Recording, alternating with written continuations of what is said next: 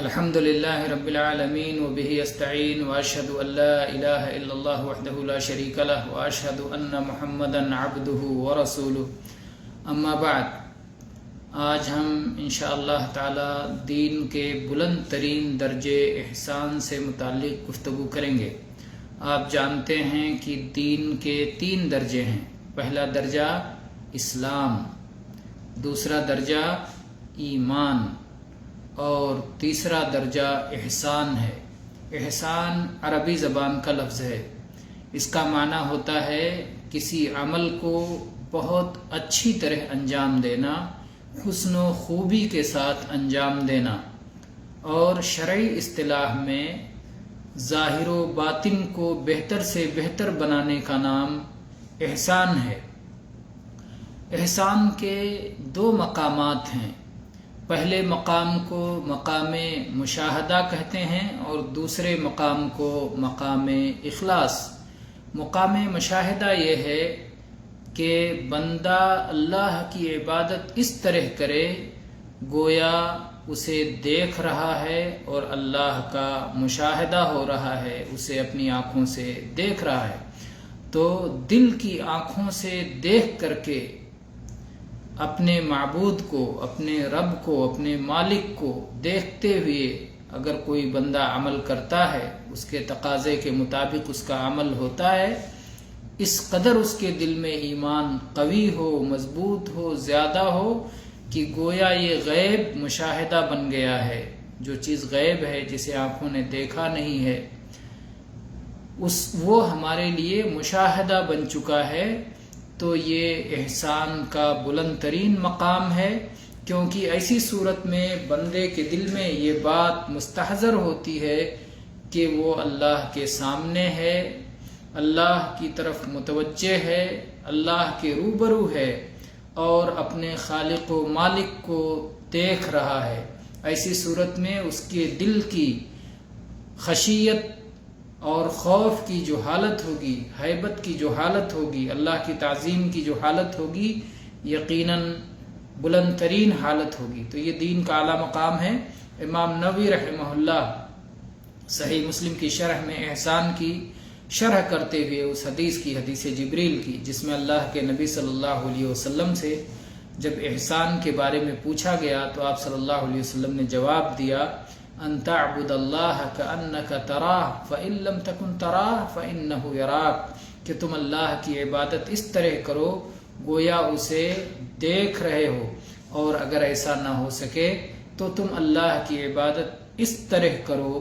کہ اللہ تعالیٰ تمہیں دیکھ رہا ہے۔ امام نووی رحمہ اللہ فرماتے ہیں کہ اللہ کے نبی صلی اللہ علیہ وسلم کے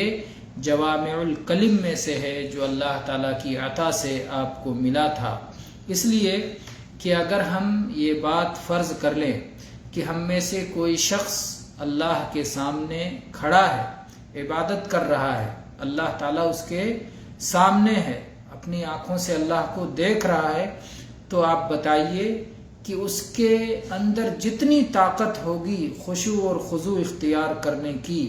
اپنے ظاہر و باطن کو بہتر سے بہتر بنانے کی، تو اس میں سے کچھ بھی نہ چھوڑے گا۔ اپنی پوری طاقت بھر وہ خشوع و خضوع کو اور ظاہر و باطن کی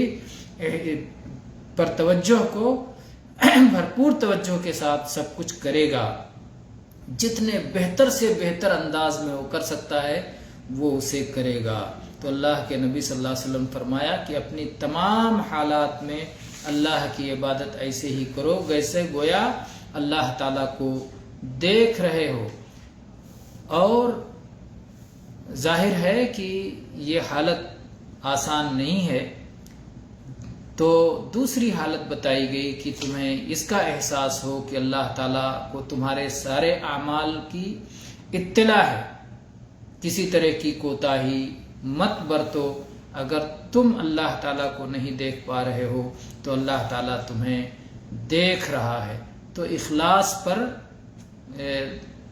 ابھارا گیا، اخلاص کی ترغیب دی گئی کہ بندہ اللہ کی نگرانی کا پورا احساس رکھے اور اپنے عمل میں خشوع اور خضوع برتے اور کسی طرح کی کمی نہ کرے اللہ کی عبادت میں، اللہ کے احترام کو ملحوظ رکھتے ہوئے، اللہ سے حیا کرتے ہوئے، تو اس شخص کی حالت آپ سوچ سکتے ہیں جسے یہ احساس ہو، اسے شعور ہو کہ اللہ تعالیٰ اس کے ظاہر و باطن کو پوری طرح سے دیکھ رہا ہے۔ تو یہ پہلا مقام ہے جس کو ہم مقام مشاہدہ سے تعبیر کرتے ہیں، احسان کا پہلا مقام۔ اور احسان کا دوسرا مقام ہے مقام اخلاص، کہ بندہ اس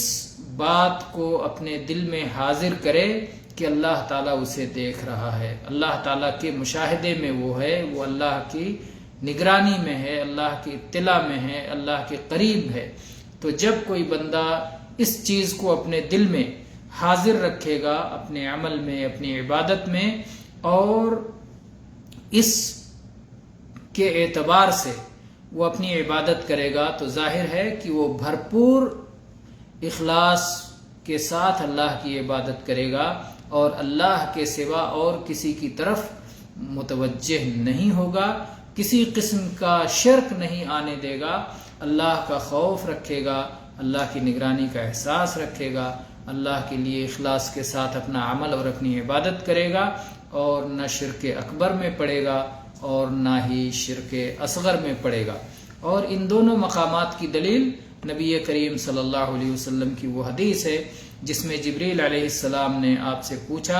احسان کے بارے میں، تو اللہ کے نبی صلی اللہ علیہ وسلم نے جواب دیتے ہوئے ارشاد فرمایا، ان تعبد اللہ کأنک تراہ فإن لم تکن تراہ فإنہ یراک۔ صحیح مسلم کی حدیث ہے کہ اللہ کی عبادت اس طرح کرو گویا تم اللہ کو دیکھ رہے ہو، اور اگر تم اللہ کو دیکھ نہ سکو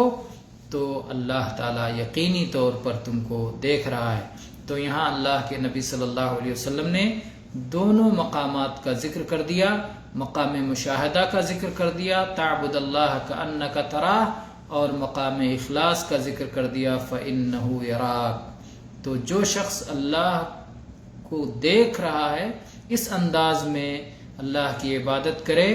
تو ظاہر ہے کہ یہ شوق اور محبت کی عبادت ہے، اور جو آدمی اس طرح عبادت کرے کہ اللہ تعالیٰ اسے دیکھ رہا ہے تو یہ خوف اور مراقبہ اور نگرانی کے احساس کی عبادت ہے، اور ظاہر ہے کہ پہلا درجہ محبت کا، یہ یقینی طور پر یہ درجہ طلب اور شوق کا اور محبت کا یہ درجہ بڑا ہے، اور خوف اور نگرانی کے احساس کا یہ درجہ